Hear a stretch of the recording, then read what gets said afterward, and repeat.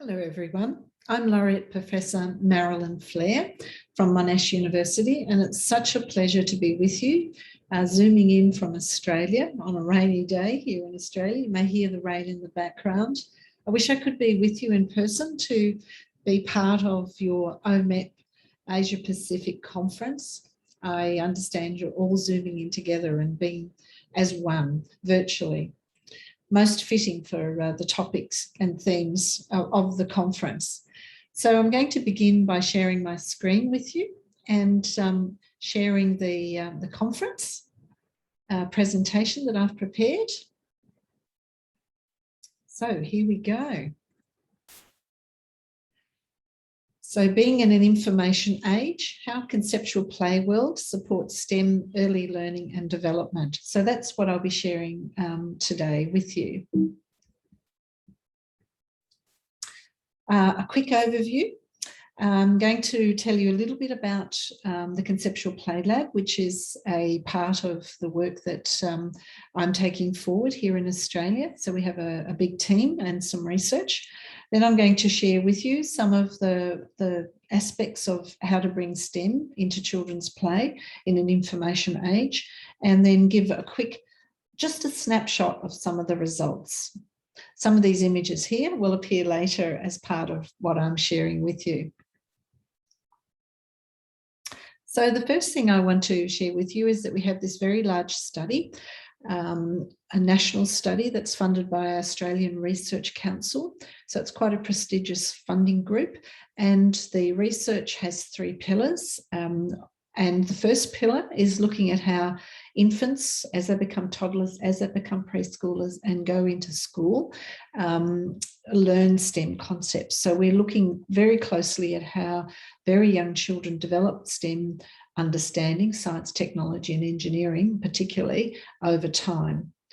That's our first pillar of research. Our second pillar of research that we're doing here in Australia is that we're looking at how families create the conditions for their children to learn STEM concepts at home. And our third pillar, which is what I'm going to be touching on today primarily, is to a large programmatic study which looks at 3,000 teachers who will take up the educational experiment, the results of the educational experiment of a conceptual play world. So that's our intervention that we're exploring. But today I'm only going to give you a little snapshot of an aspect of this work. Primarily our work has come from the cultural historical tradition, so using Vygotsky's theoretical concepts. And one aspect of that theoretical framework is known as an educational experiment, which is the approach we've adopted and used in Pillar 1 and 2 and is foundational for the evidence-based model of a conceptual play world, which is what we're taking forward, and Pillar 3 research. Marianne Hedigor, as her name just here on the screen, she took forward the Vygotskyan concepts that underpin an educational experiment, and she came up with this method, which is where there is a collaboration between researchers and teachers to explore a theoretical problem, not just a problem of practice, but a theoretical problem. And in Australia, our theoretical problem has been to look at how concepts, STEM concepts, can actually emerge in children's play, how teachers create those and plan for those conditions. And my colleague Liang Li, she has been working with me, or I've been working with her more precisely, to take forward what that might look like in China, where it's more to look at how the fabulous learning of STEM can become more playful. So how do you build a play-based program where STEM is embedded? So the same outcome, just the problem is considered differently. So the educational experiment always has some kind of intervention which teachers and researchers work together on. They formulate the conceptual relations in the problem, so the problem of play, as a psychological function of the kindergarten child, and STEM being the conceptual learning of the preschool child as well, of the kindergarten child, and how to bring those together. So the planned intervention is a conceptual play world, which I'm going to share a little bit about. But before I do, I want to just say a couple of words about play, because there are many different ways of conceptualizing that concept. And in the research that I do, I use Vygotsky's conception, which is to create an imaginary situation. And in that imaginary situation, objects take on a new meaning. So a stick, as Vygotsky said, can become a horse, a hobby horse, and the child becomes a rider. So you might see a stick, but actually it has different meaning. But when we look at how play matures over time through the conditions that we create as teachers or researchers, we see that children actually begin by using a stick to change its meaning. So if before that, they might take a real object, such as a hobby horse, which has a head and a tail, and might even be a rocking horse. So it looks just like a horse. And so the object represents the actual horse in the field, but it is very much like a horse. But when it's just a stick and the child uses more imagination, we say that the child's play has matured. They don't have to rely on a real or a substitute or a very much looking like a horse object, but they start to bring to an object new meaning. So it's no longer a stick, it's a horse. Then they use the stick or the object as a pivot to support their play. They might even use words such as yoo-hoo, as the horse is riding along, to signal to their play partner that this stick represents a horse to them and that they're a horse rider. So it's acting as a pivot. Their actions and their sounds are there to accompany it. But over time, children start to talk about the rules of what it means to be a horse rider, or how does a horse actually behave. So we don't see the horse flying necessarily, unless it's a fiction of another kind. But what we know from the development of children's play is that they start to talk about the rules of play and spend longer talking about the rules of play than they do actually playing. And so this is symbolized here in relation to they use words rather than objects. They spend longer establishing the rules of the play rather than actually playing. And then the rules bring with it a specific sort of play that, as Lena Kraftsova talks about here, that is more oriented towards learning. And she says that this is a specific sort of play where you have to actually measure, write, or count something. So we see this maturing of play to the form of this, to where it becomes more abstract. So our conceptual play worlds is an example of not just the intervention, but a mature form of play, or at least a tool that supports a mature form of play. And I want to share with you a little bit about this. So in the first, as part of our research, what we did was we've worked with teachers over 2 years where they implemented a series of play worlds. And a play world is where you take a beautiful story such as Alice in Wonderland and you role play being the characters in the story. So, but you create the Wonderland imaginary situation and you role play being in that play world of being Alice or being the rabbit or the Mad Hatter. But there might also be particular ways you enter the play. So it might be that you create a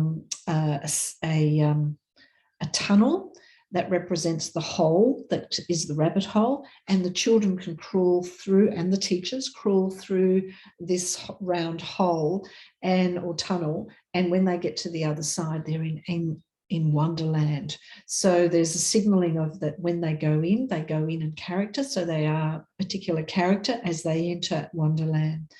And these are really important parts of what is known as a PlayWorld. And you may already know about aspects of this particular model. It was developed by Gunilla Lindquist.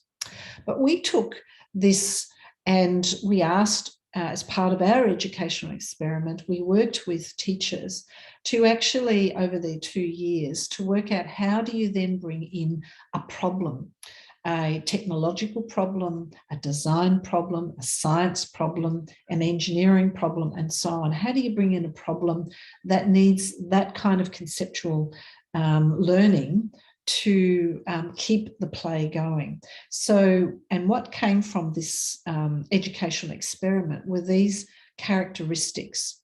So first, selecting a story which has lots of drama in it that can be really exciting, that children want to be a part of it. And then the design, which is to create an imaginary play world.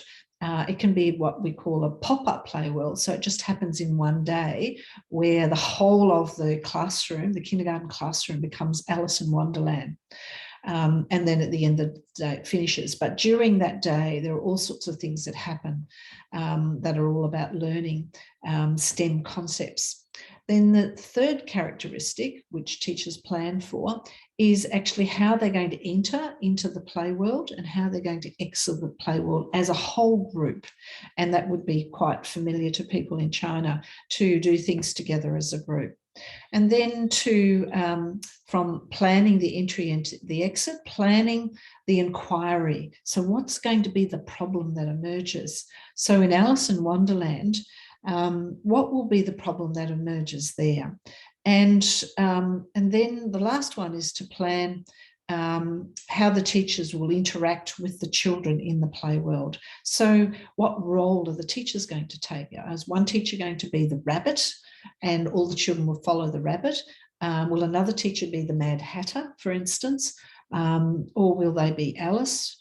There might be Alice with lots of cousins and aunties and uncles who go down the rabbit hole together, so that all children can have different roles. Or there can be lots of Alices one day, and they all have different things that they're trying to solve. So there could be like an Alice brigade in the story of Alice in Wonderland being role played in imaginary play world.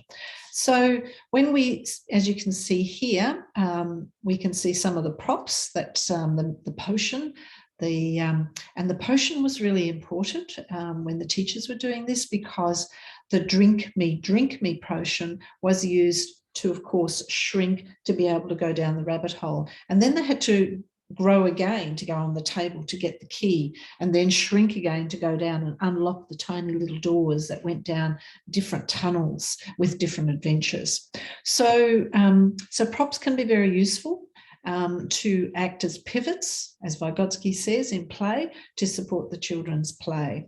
And in this particular play world of Alice in Wonderland, shrinking and becoming small formed the basis of some of the problems that arose, because the children wanted to shrink even so small that they were as small as a microbe and could be seeing the soil structure in what became called as microbe land, so that they started studying microbes and the beneficial effects of microbes, because particularly with composting and various other things, and they did lots of experiences outside of the imaginary situation as well, such as making bread and seeing how the microbial action was very important for bread rising, for instance.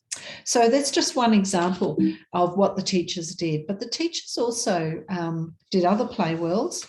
Of Charlotte's Web, another beautiful story. And as you can imagine, in Charlotte's Web, searching for the ecosystem of spiders would be naturally important in a story of Charlotte's Web, if you know that particular story. So these are all chapter books, so they're quite complex, which means that one chapter can be read and different problems can arise in relation to a chapter. And then you don't even need to continue with the book. You can have other problems that could occur in relation to it. A letter could arrive which sets out a different problem that says, you know, that there is a plague of locusts in the or some other insect in the vegetable garden, and some support is needed to help to help deal with that problem in the garden. Spiders might be the solution to the problem. So, and a further example where I'll spend a little bit more time on to illustrate some of the interesting challenges of a conceptual play world is the conceptual play world where engineering, which is becoming increasingly important. So in the story of Robin Hood, this particular conceptual play world, when the children were reading with the teacher the story of Robin Hood, they started to document as a group all sorts of things that they found interesting in the story. After reading the first chapter, he steals money to the people who don't have any. You need tons of money to build a castle. If they steal money, all the people won't have money to buy things. So there was lots of social questions that were arising. And you're probably thinking, how does that relate to engineering? Well, of course, there were lots of engineering questions that emerged as well, because the children wanted to go back in time. So remembering the characteristics. So the outdoor area of the conceptual play world became the castle, and the children were going back in time in a time machine and meeting the castle engineer, because they knew that the sheriff who'd taken all of the poor people's money, the gold and the treasure was all locked in the castle. So they wanted to solve the problem of being able to go into the castle to retrieve the treasure and redistribute the wealth to all the villagers who were starving. They were so hungry, and this required some engineering solutions. So so here we have some questions being asked. So how big is the pipe going down to the treasure room? Do they have plans for the pipe system in the castle? What are the materials made of? Can we design a machine, a grabby hand machine that can go down and retrieve the treasure? So these are all the kinds of problems that are emerging that need to be solved. So we can see some other illustrations here as well of the kinds of things where the children have designed an escape route, so that once they get there, how to get back. So many problems. So Friar Tuck is trapped in the dungeon, so they have to help Friar Tuck. But so we can see that it's not possible to separate out the social and the technical problems in these conceptual play worlds. Another example here is how different problems can arise over time. So there's a letter that was delivered to the children from the friend dragon. And we can see some solutions here of the children's machine that they had designed, and where engineering principles were really important. And we see here an example of children actually having built castles using blocks and big boxes, and these were the younger children in the room. Similarly, we can see some more designs of that the children had done here of castle, and that required a lot of research.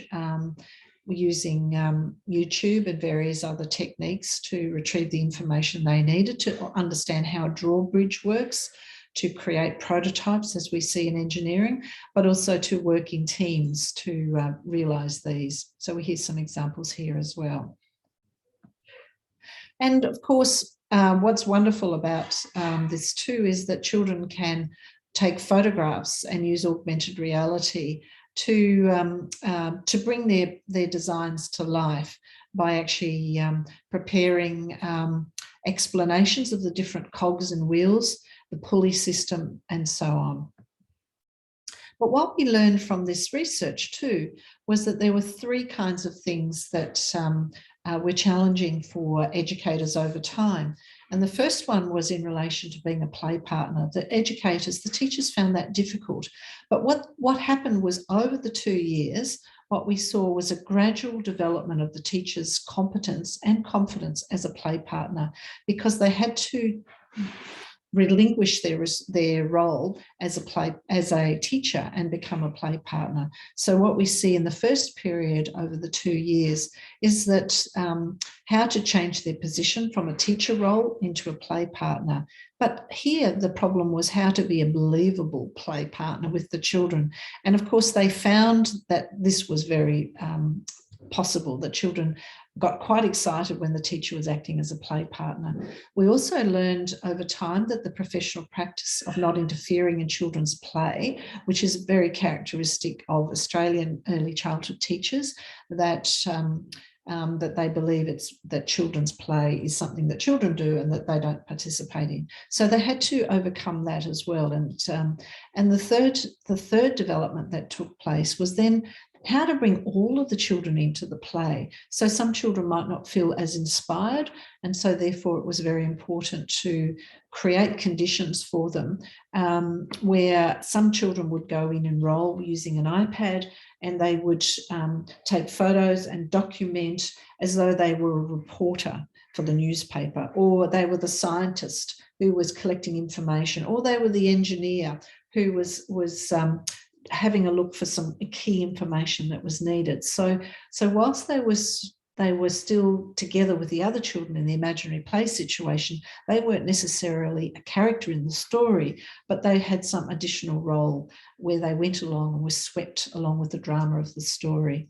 And then finally, this is when the teachers began to make very strong links with how the concept that had to be imagined, the engineering principles that had to be imagined, force, for example, was very much tied into the children's play. So as the play was maturing and being resourced by the science concepts, the children became more motivated, and the teachers began to see these very strong links with how you develop imaginary play at the same time as you're developing children's capacity to imagine the abstract concepts that form the idea of force, for instance, as an important part of the engineering principles.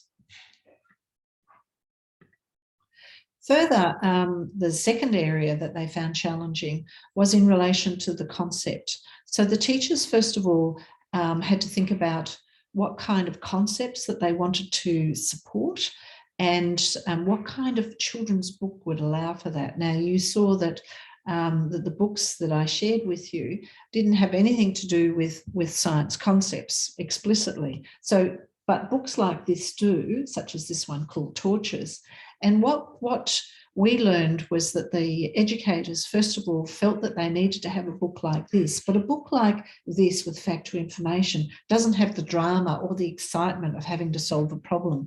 So they quickly moved from realising they could take any children's book and then think about, as long as it had drama in it, it created really motivating conditions for the children, and it made it easy to set up a conceptual play world.